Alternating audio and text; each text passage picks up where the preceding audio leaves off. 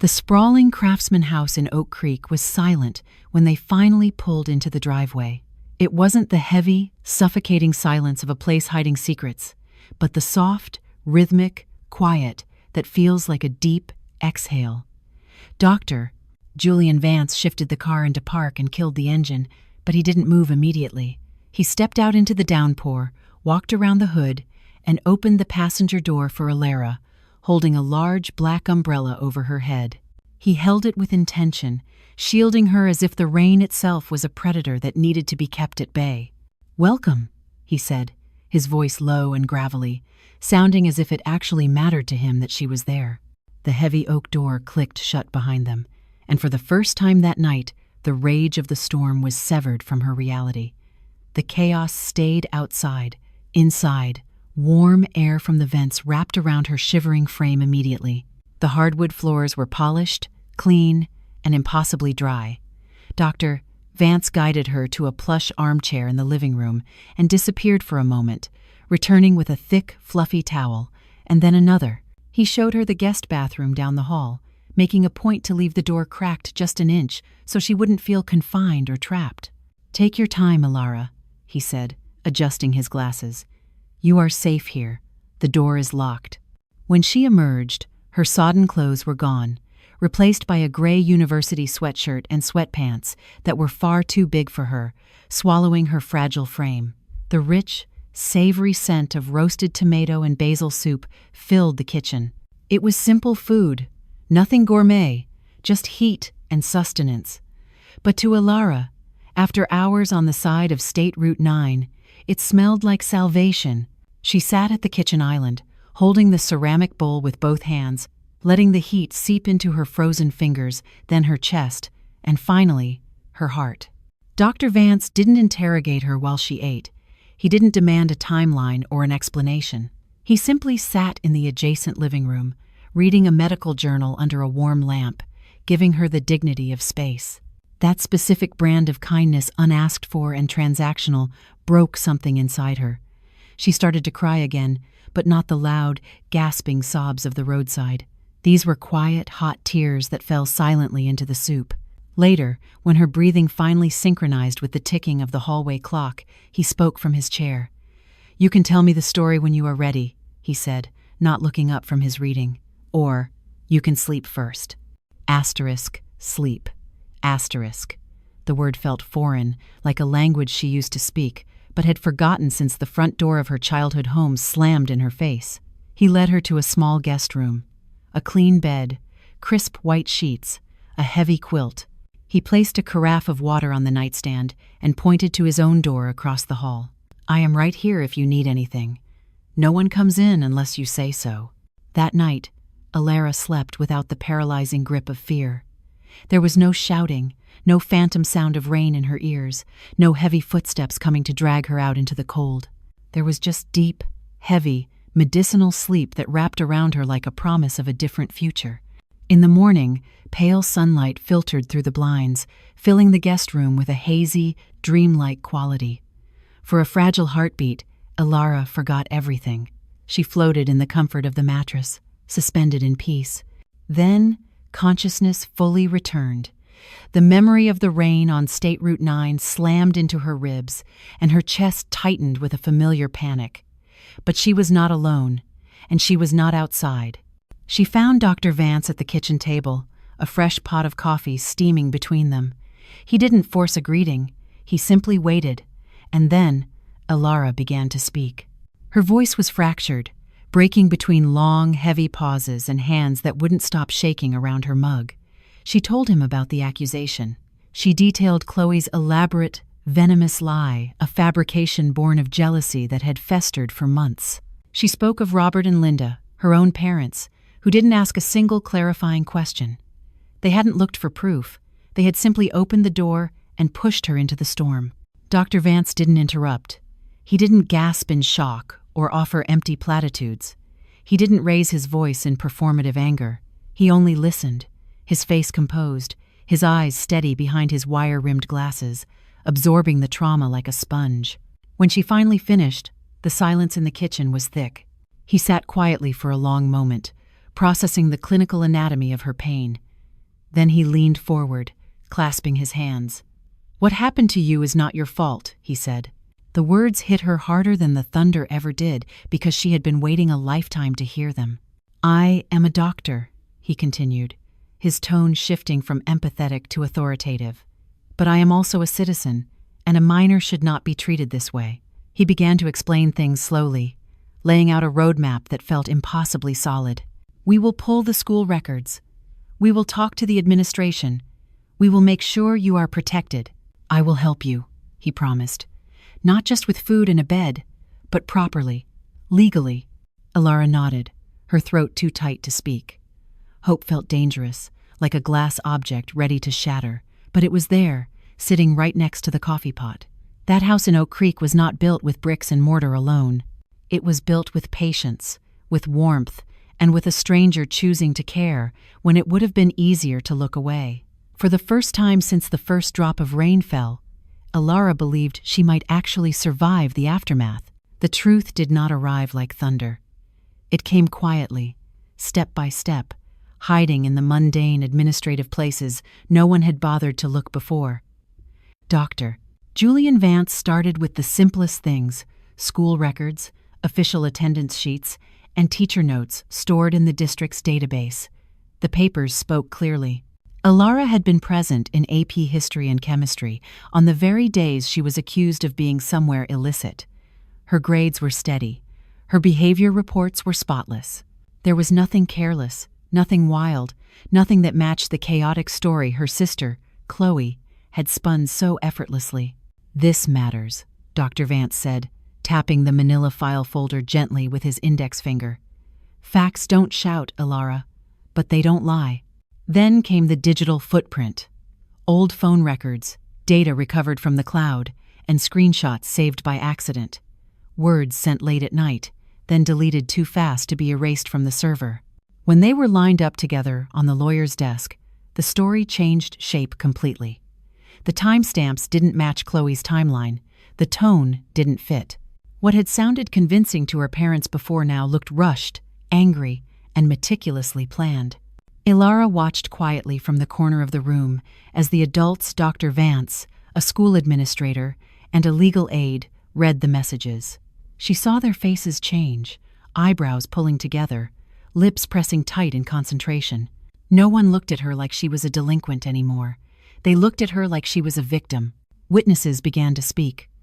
A classmate remembered seeing Chloe argue with Alara in the parking lot days before the accusation. Another student recalled Chloe bragging, half joking near the lockers, that she would make Alara pay for being perfect. A teacher mentioned noticing a strange, suffocating tension in the house during a parent-teacher visit months earlier. None of it was loud, none of it was dramatic, but together it formed something solid as concrete. The lie began to crack. Not all at once. First a small break, then another, until it could no longer stand on its own structural integrity. What hurt the most was how easy it all was to find. Everything had been there from the beginning. The truth had not been hidden deep in some complex mystery. It had been sitting in plain sight, waiting for someone to care enough to look. Someone finally did. Dr. Vance made sure every step was careful, legal, and meticulously proper. He spoke to child protection officers, to the school board authorities, and to the community leaders who had known the family for decades. He did exactly what Alara's parents never did. He asked questions. He demanded answers. When the official word finally reached Robert and Linda, they were shocked. They weren't shocked because the truth was unbelievable. They were shocked because it was undeniable. Paper after paper, witness statement after witness statement, digital timestamps that cut through their assumptions like a scalpel. They realized something heavy and bitter as they sat at their kitchen table, the legal notice spread out between them. They had never checked, not once. They had believed one child and thrown the other away without a single question. No verification, no pause for reflection, no doubt, just immediate, irrevocable judgment. Alara sat in a conference room days later, while adults spoke about her life like it was a case file. But for the first time, she did not feel small. She felt steady. She felt anchored. When the caseworker finally said out loud, "The accusation was false. The words hung in the air, simple, clear, too late to undo the pain, but final. Alara thought about that night in the rain, about her bare feet on the asphalt of State Route 9, about how close she had come to giving up on everything. All of that suffering happened because someone chose an easy lie over a hard truth. The truth had been there all along, waiting, patient. It didn't save her from the storm that night, but it proved to the world that she never deserved to be in it. 7 long years passed without noise. No shouting, no doors slamming, just the productive silence of growth. Alara moved to Chicago with Dr. Vance, and life slowly changed shape. First, everything felt careful, like walking on glass. She studied hard, not because anyone pushed her, but because learning gave her control. Books became a sanctuary where no one could lie about her character. The academic world noticed her quickly. Teachers saw her intense focus, her discipline, her quiet strength that seemed older than her years. One scholarship led to another. Awards followed like clockwork. Small ceremonies in high school gymnasiums turned into grand university halls. Alara stood on stages wearing borrowed shoes at first, and later, designer heels she bought herself. She held certificates that proved what the storm could not erase: her worth. Dr. Vance became more than the man who stopped his car. He became her guardian in every way that mattered. He attended parent-teacher conferences. He asked about her dreams, not just her grades. He taught her how to speak with confidence in a boardroom and how to stay soft without being weak. At home in their Chicago apartment, they talked over dinner, sometimes about medical ethics, sometimes about politics, sometimes about nothing important at all. He never rushed her healing. When memories returned in the night, he listened. When anger rose, he reminded her that pain does not get to decide her future. Years passed, and Alara grew into herself. Her parents heard nothing. No letters, no phone calls, no updates on social media. And instead of searching, Robert and Linda assumed. They told themselves she had run away out of shame, that she did not want to be found. That silence meant guilt. It was easier to believe that comfortable fiction than to face the jagged truth of what they had done. Life in Chicago kept moving. Alara volunteered at youth mentorship programs. She helped younger girls with homework. She spoke carefully about justice, about facts, about the necessity of asking questions before judging.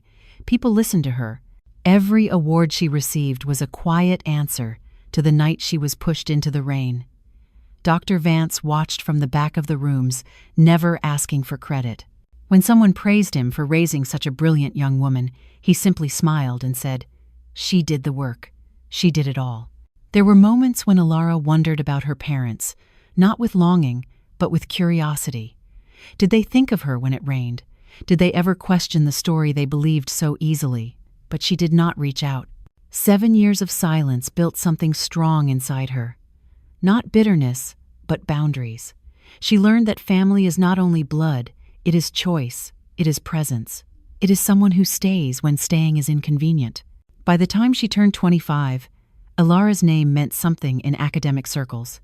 She had plans, goals, a future that felt wide and open. She smiled more easily now. She stood taller. She was somewhere else, in a different life. Her parents lived with quiet assumptions and unanswered questions, hundreds of miles away. They did not know that the girl they left in the storm had grown into a woman who no longer needed their permission to shine. Trouble has a way of knocking when pride runs out. It started quietly for Robert and Linda. Bills they could no longer pay piled up on the counter. Phone calls from creditors they stopped answering rang into empty rooms. Letters from the bank were left unopened, gathering dust. Then, one morning, a notice was nailed to their door. Eviction. The house that once felt solid, the fortress where they had judged their daughter, suddenly felt temporary. Robert tried to borrow money. Friends avoided his calls. Family members had their own problems to solve. Linda sold what little jewelry she had left, pawning memories for cash. Still, it wasn't enough. The ground they stood on kept slipping, inch by inch. That was when Alara's name returned to their lips. For years they had not spoken it out loud. It carried too much weight, too much guilt, too much unacknowledged shame. But now, with nowhere else to turn, desperation forced their hand. They began to ask questions, careful ones at first, then desperate ones. Have you heard of Alara? Do you know where she is now? They learned things they were not ready to hear. They learned that she was alive, that she was in Chicago, that she was doing well, very well. She was a rising star, a name people respected. Shame burned in their chests, but need burned hotter. They traveled to the city with tired bodies and empty hands. The bus ride felt longer than it should have. Every mile carried memories Robert did not want to face. Linda held her handbag tightly, her knuckles white, her thoughts loud and painful. The night they pushed Alara into the rain played in her mind again and again, a loop of cruelty she couldn't turn off. When they arrived in Chicago, they did not look like parents coming to visit a successful child. They looked like people who had lost everything. They stood outside a clean, modern medical building, unsure, afraid. Robert's voice shook when he finally asked the security guard for directions. When Alara's name was spoken, people looked at them differently, with curiosity, with distance, as if they didn't belong in her world. Alara was called from her office on the 4th floor. When she stepped into the hallway and saw them, time seemed to pause. Her parents looked smaller, older, broken in places she did not recognize. Her mother's eyes filled with tears immediately, the kind that come from exhaustion as much as emotion. Her father could not meet her gaze. He stared at the polished floor tiles as if they held the answers to his failures. Alara, Linda whispered, like the name might disappear if she said it too loud. For a moment, no one spoke. The air was heavy with everything that had never been said for 7 years. Robert's knees nearly gave out. He reached for the wall to steady himself. We need help, he admitted. The words tasted bitter, like ash. We have nowhere else to go, they cried then. Not quietly, not with dignity. They apologized between sobs, their composure shattering in the fluorescent light of the hallway. They spoke of mistakes, of misunderstandings, of being misled by others. They asked her to forgive, to come home, or rather, to let them come into her home to save them. Alara listened. She saw not love, but desperation. She saw not accountability, but fear of loss. They had not come when she was alone and cold on State Route 9. They came when they times were alone and cold. The roles had changed completely. She spoke gently, but her voice did not shake. She did not raise her voice. She did not insult them. She simply said, I am alive because someone chose me when you didn't. The silence that followed was heavy. That day, they came begging for the daughter they once abandoned, but they did not find a broken girl desperate for approval. They found a woman who had already learned how to stand without them. The private office in Chicago was quiet and bright, the kind of place that smells like expensive leather and old books. Robert and Linda walked in slowly, holding each other like the ground might move beneath their feet. They had been told to come here for a formal meeting. They did not know why. They only knew it had something to do with Alara's legal representation. At the front desk, Robert gave his name, his voice barely a whisper. The receptionist looked up, then smiled politely. You're here to see Dr. Julian Vance, she said. The name hit Robert like a sudden wind. Asterisk, Dr. Julian Vance. Asterisk, something about it felt familiar, a ghost from a memory he couldn't quite place. They sat and waited. Linda's fingers twisted the edge of her scarf again and again. Robert wiped his sweating palms on his trousers. His heart beat too fast. Then a heavy mahogany door opened. A man walked out wearing a tailored suit, not a white coat, but the authority was the same. Confident steps. The staff greeted him with respect. Good morning, doctor. Thank you, doctor. Robert stood up too quickly. It was him. The umbrella, the rain, the road, the night they tried to forget. Robert's hands began to shake uncontrollably. Doctor. Vance looked at them. Recognition settling slowly on his face. He did not look surprised. He did not look angry. He simply nodded like a man who had known this moment would come eventually. Please, he said calmly, gesturing to his office. Come in. Inside, everything was neat.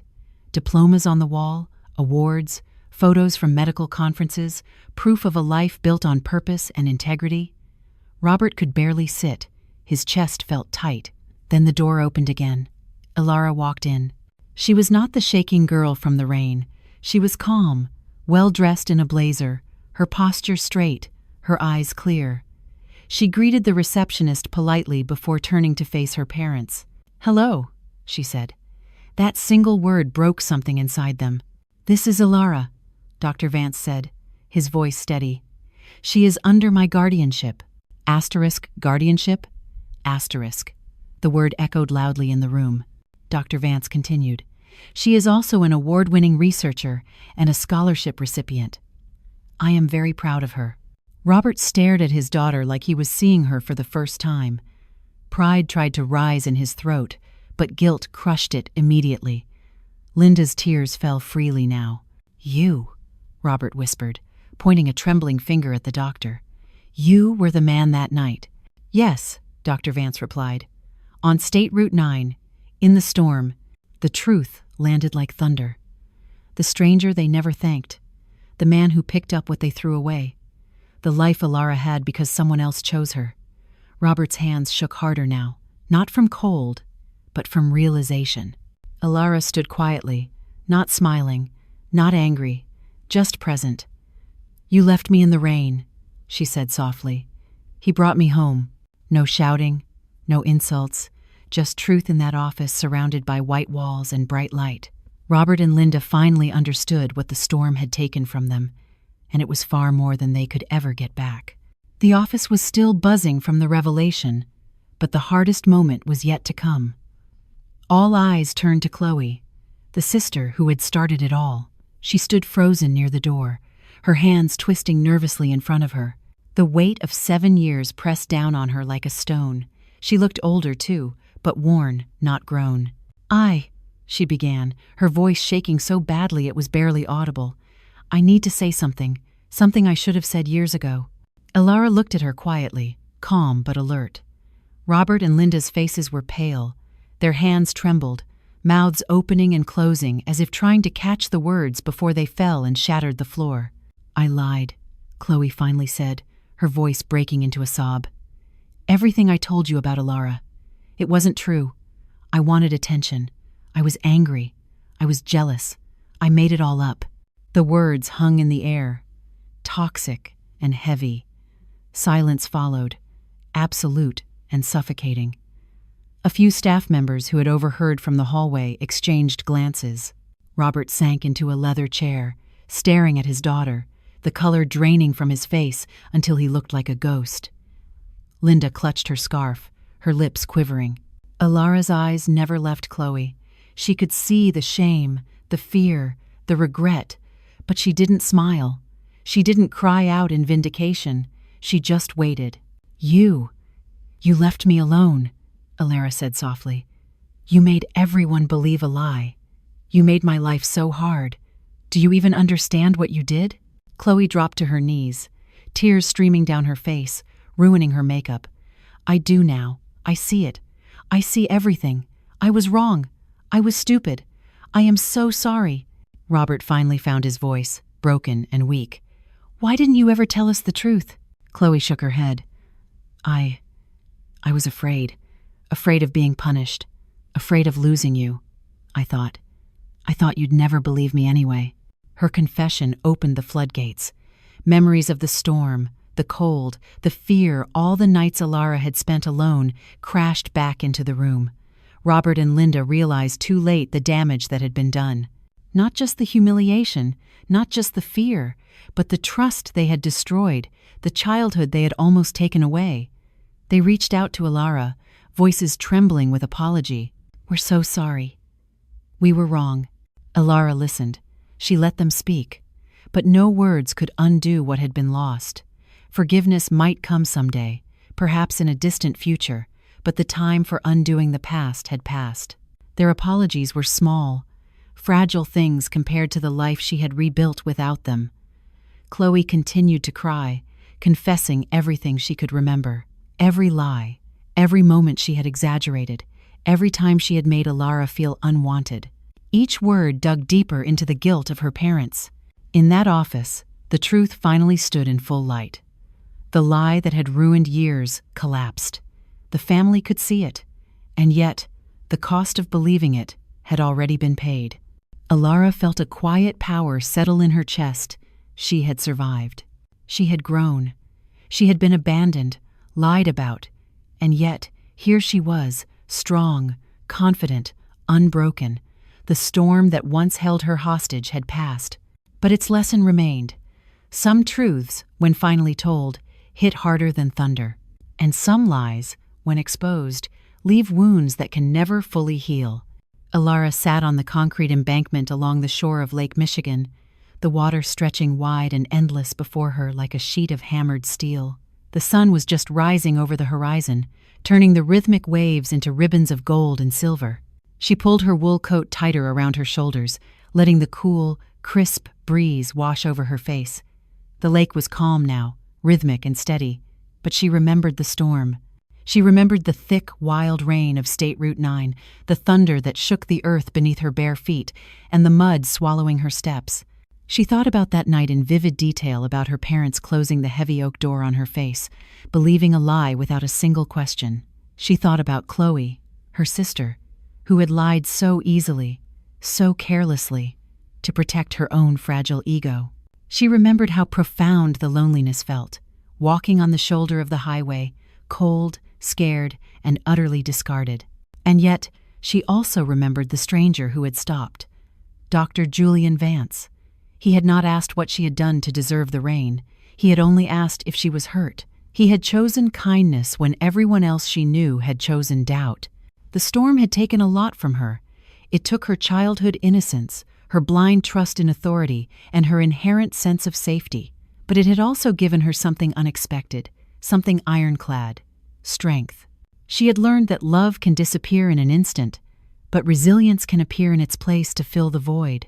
She learned that the people who are biologically meant to protect you might fail, but strangers or chosen family can rise to the occasion when it matters most. She looked at the Chicago skyline behind her and realized that forgiveness did not mean returning to the past. It did not mean opening the door to those who had abandoned her when she was most vulnerable. Forgiveness was a gift she gave herself to let go of the acid of anger without letting it control her future. She could forgive without forgetting. She could forgive without allowing them back into the sanctuary she had rebuilt brick by brick. Alara's lips curved into a quiet, imperceptible smile. She had survived the storm. She had walked through it barefoot and trembling and come out whole on the other side. The people who left her behind would have to carry the crushing weight of their choices for the rest of their lives. And she? She would carry hers with grace. Asterisk. They left me in a storm because it was easier than doubt. A stranger saved me because he chose humanity. And when my father's hands shook in that office, it wasn't the cold he felt. It was the weight of what he lost. Asterisk. The lake lapped gently at the concrete below her feet, and for the first time in 7 years, the storm felt far away. She was free, and the life ahead was entirely, beautifully hers.